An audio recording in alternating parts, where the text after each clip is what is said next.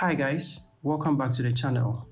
Today we are going to be looking at how to create a drop-down menu in Figma using variables. Please, if you are new to the channel, like, share and subscribe. Let's begin. The first step is to create your variables. In order to do this, locate the Properties panel and click on Local Variables. Now that you have on your screen the Collection panel, click on Create Variable. For this particular tutorial, we will focus on color and string variables.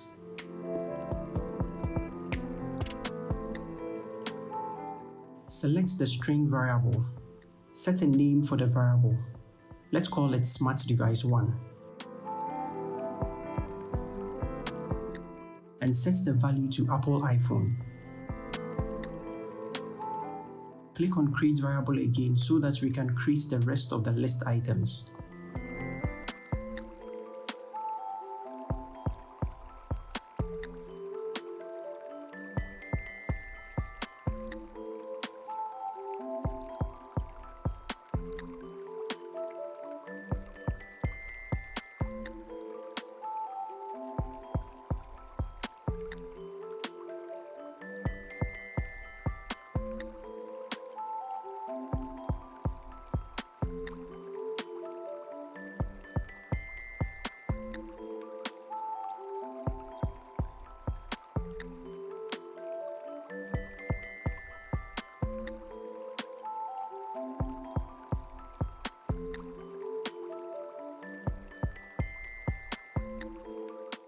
Once we are done creating all the list items, we can go ahead and create color variables to hold the primary color, font color, and hover state color when we hover over an item in the list.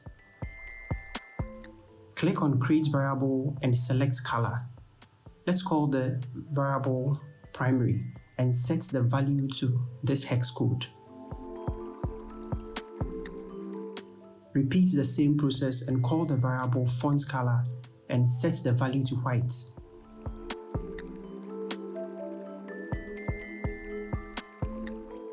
Finally, let's create the hover state color. Click on Create Variable, set the name to hover color and set the value to this hex code. Now let's create the placeholder variable. This variable is important because we will use it to swap the smart device value when we select from the list item later on. Click on Create Variable, set the name to placeholder option, and set the value to select device. Let's group our variables into collections. Hold down on the Shift key, select the last variable name of the smart device. This neat trick will select all smart device variables. Right-click and select New Group with Selection. Double-click to rename the new group. Repeat the same process for both the color variables and the placeholder variable.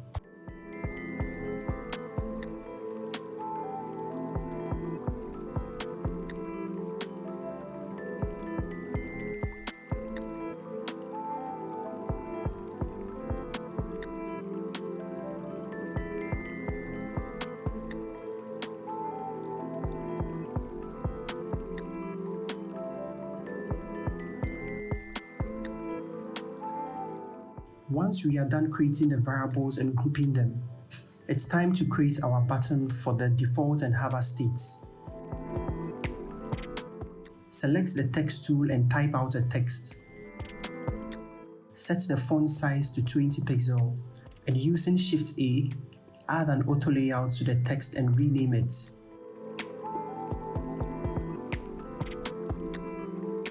From the Properties panel, set the fill color to the color variable we created earlier. And set the font color to the variable font color we created, which is white. Go ahead and set the corner radius to 10.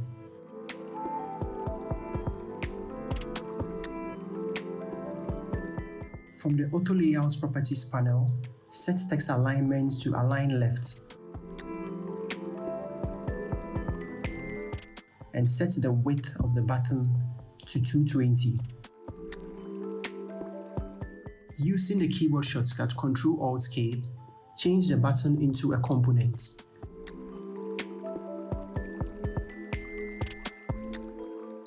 Now, in order to create the default and hover states, we need to create a variant of the button.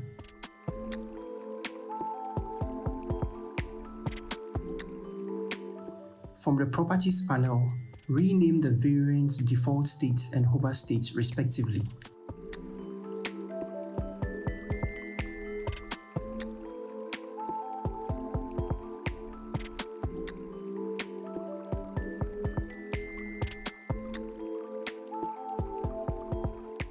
Select the hover states and set the fill color to the variable hover color we created earlier.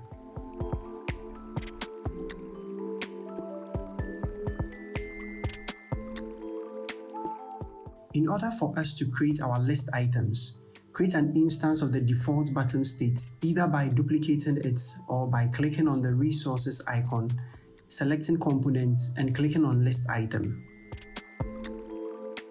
Duplicate the list item 3 times to create a list. Select all the list items, apply auto layout, and rename it.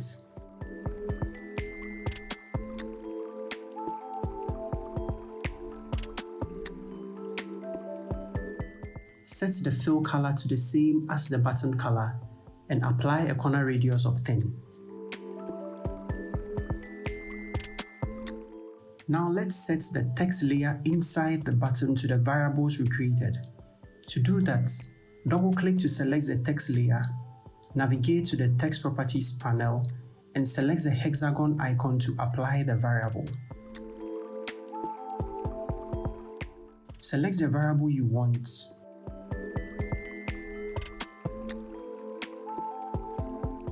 Repeat the process for the remaining list items.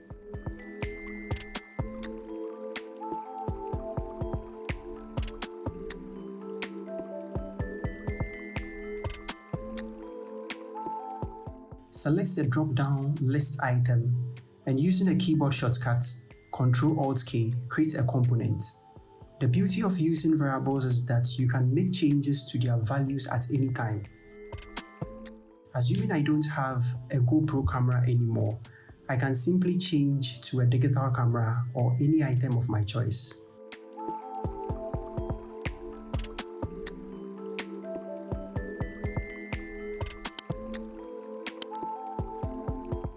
Time to create our drop-down menu selection.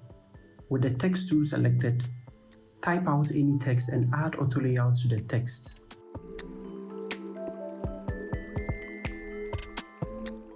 And rename it. Click the Create Components to create a component. Add a fill color using the color variable. Set the text color to white. From the Auto Layouts Properties panel, set the text layer to align left. Set the width to 220 and the corner radius to 10.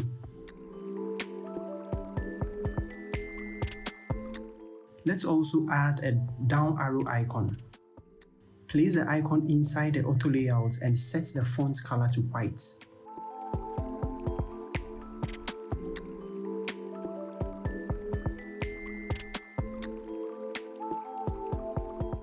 Set the minimum width of the button to 195. This will keep the text within a fixed width.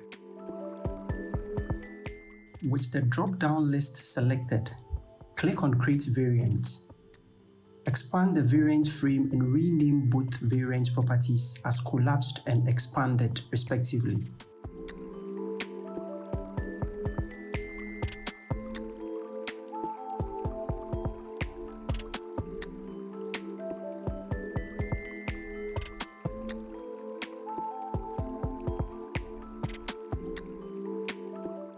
Select the expanded variant property, select the down arrow icon, and rotate to 180 degrees.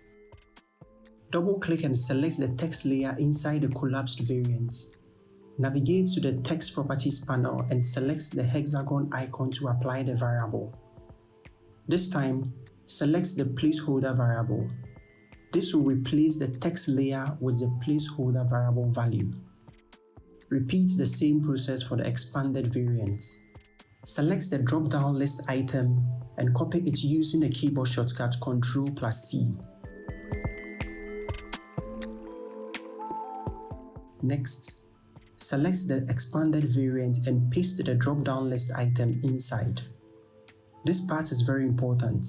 Make sure you paste it inside the expanded variant. Now obviously we don't want the drop-down list to look like this, so let's fix it. Select the drop-down list item we just pasted, and from the Frames Properties panel, click on the Absolute Position icon. This will enable us to position the layer anywhere of our choosing.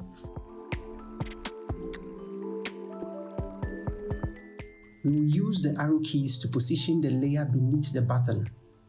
If you use the mouse, the drop-down list item can easily come out of the expanded variant layer, and we don't want that. We want to keep it inside.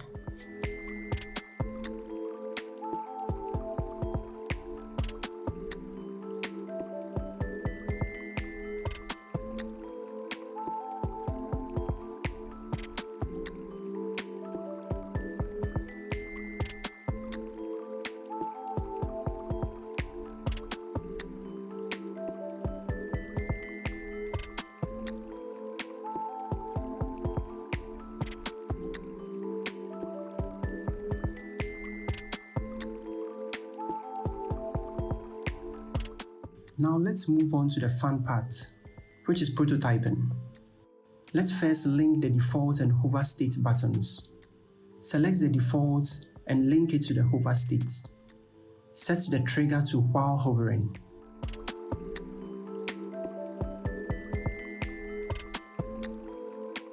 Moving on to the drop-down list components, here is where the magic happens. Select the collapse variant and link to the expanded variant. Set the trigger to on-click. Next, select the expanded variant and also link it to the collapse variant. Keep the same settings.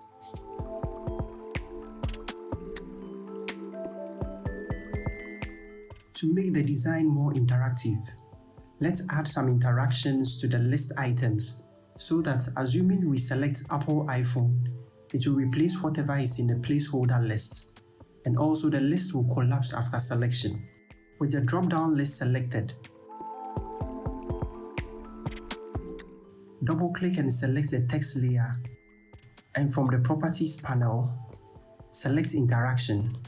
Keep the trigger at on-click, and click on the plus icon to add action.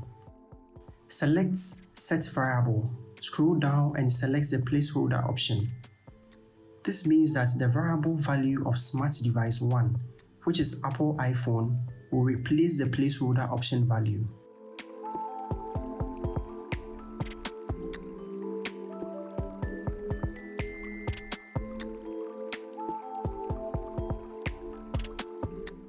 Now let's add another action to collapse the drop-down after selection.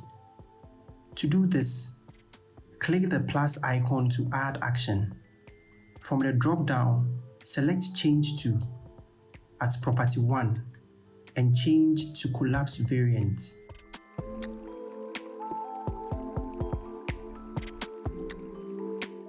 Let's test what we have done so far. Create a frame and go to Components and select the drop-down list to create an instance and place it on the frame. Let's preview. As you can see, our collapsed and expanded states are working, and both hover and default states are working. Also, when we select the Apple iPhone, it replaces the placeholder variable value. Okay, let's continue prototyping. Now let's repeat the same process for the rest of the variables.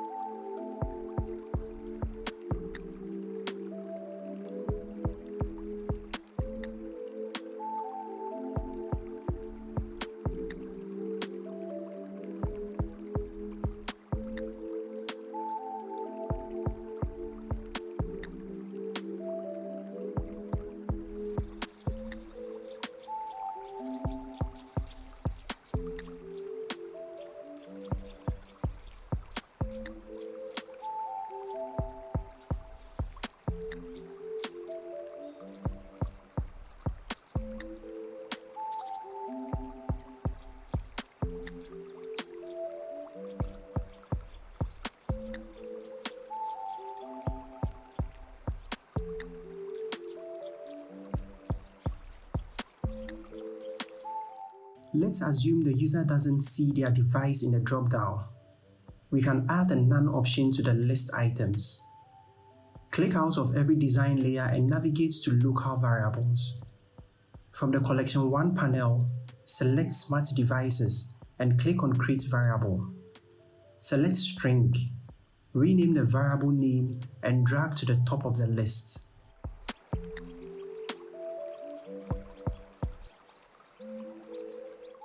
Now select the drop-down list items component and duplicate the Apple iPhone layer. Select the first one and from the Text Properties panel, select the hexagon icon to apply the none variable. Head to Prototype and make changes to the none and Apple iPhone interactions.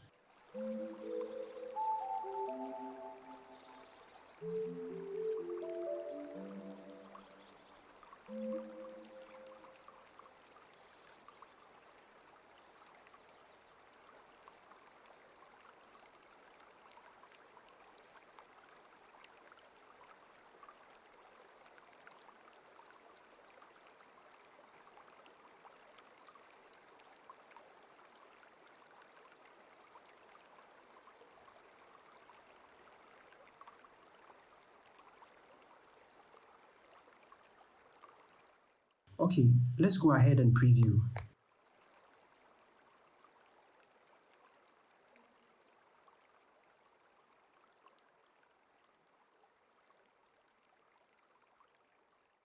Alright guys, that's it for today's video. Let me know in the comment section what topic you want me to cover. Thanks for watching, and if you enjoyed this video, don't forget to like, comment and subscribe. See you in the next one. Bye.